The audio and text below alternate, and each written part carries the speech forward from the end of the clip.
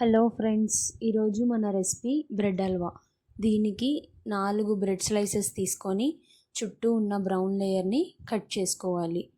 ఇప్పుడు ఆ బ్రెడ్ని 4 పార్ట్స్గా కట్ చేసుకోవాలి, చిన్న చిన్న పీసెస్గా. ఇప్పుడు స్టవ్ ఆన్ చేసి ప్యాన్లో 1 టేబుల్ స్పూన్ నెయ్యి తీసుకోవాలి, లేదా ఆయిల్ అయినా యాడ్ చేసుకోవచ్చు, మీకు ఏదైతే అది. ఆ నెయ్యిలో డ్రై ఫ్రూట్స్ ఒక్కొక్కటిగా ఫ్రై చేసుకోవాలి. ఆ ఫ్రై అయిన డ్రై ఫ్రూట్స్ని ఒక ప్లేట్లో తీసుకొని పక్కన పెట్టుకోవాలి. ఇప్పుడు కొంచెం ఆయిల్ యాడ్ చేసుకొని అదే ప్యాన్లో హీట్ అయ్యాక మనం కట్ చేసుకున్న బ్రెడ్ స్లైసెస్ని వేసి ఫ్రై చేసుకోవాలి. గరిటెతో తిప్పుతూ బాగా ఫ్రై చేసుకోవాలి. అలా ఫ్రై చేసిన తర్వాత ఒక ప్లేట్లో తీసుకొని పక్కన పెట్టుకోవాలి.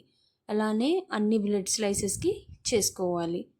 చేసిన తర్వాత ఒక కప్పు షుగర్కి 2 కప్పుల వాటర్ పోసుకొని మరిగించుకోవాలి.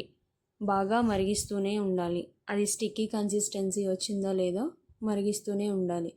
ఇక్కడ నేను చూసుకుంటున్నాను, వేలుతో అలా పట్టుకుంటే స్టిక్కీగా ఉందో లేదో తెలుస్తుంది. ఇలా బబుల్స్ వస్తే స్టిక్కీనెస్ వస్తున్నట్టు. కొంచెం మీడియం ఫ్లేమ్లో పెట్టుకొని బాగా బబుల్స్ వచ్చిన తర్వాత బాగా స్టిక్కీగా వస్తుంది. అప్పుడు అర్థమవుతుంది మనకి స్టిక్కీగా వచ్చిందో లేదో.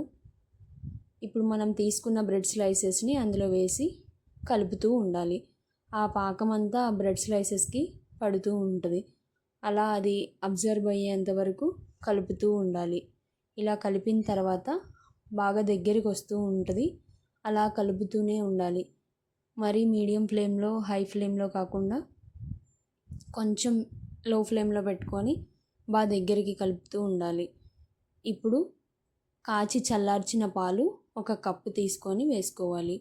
మీకు కావాలనుకుంటే కోవా అయినా వేసుకోవచ్చు, లేదంటే స్కిప్ చేసి అయినా చేసుకోవచ్చు. ఇది వేసిన తర్వాత బాగా కలిపి 2 ఇలాచీ తీసుకొని పొడి చేసుకొని మనం ప్రిపేర్ చేసుకునే బ్రెడ్ దాంట్లో వేసుకోవాలి. ఇలా వేసిన తర్వాత బాగా కలుపుకొని దగ్గరకు వచ్చేలాగా కలుపుతూ ఉండాలి. మంటని మీడియం ఫ్లేమ్లో పెట్టుకొని కలుపుతూ ఉండాలి. ఇలా కలుపుతుండగా ఆల్మోస్ట్ మన బ్రెడ్ హల్వా రెడీ అయిపోయినట్టే కనిపిస్తుంది కదా కన్సిస్టెన్సీ. ఈ కన్సిస్టెన్సీకి మనం తీసుకున్న డ్రై ఫ్రూట్స్ని యాడ్ చేసుకొని ఒక ప్లేట్లోకి తీసుకొని సర్వ్ చేసుకోవడమే. మా వీడియో కనుక నచ్చినట్లయితే లైక్ చేయండి, షేర్ చేయండి, సబ్స్క్రైబ్ చేయండి. Thank you.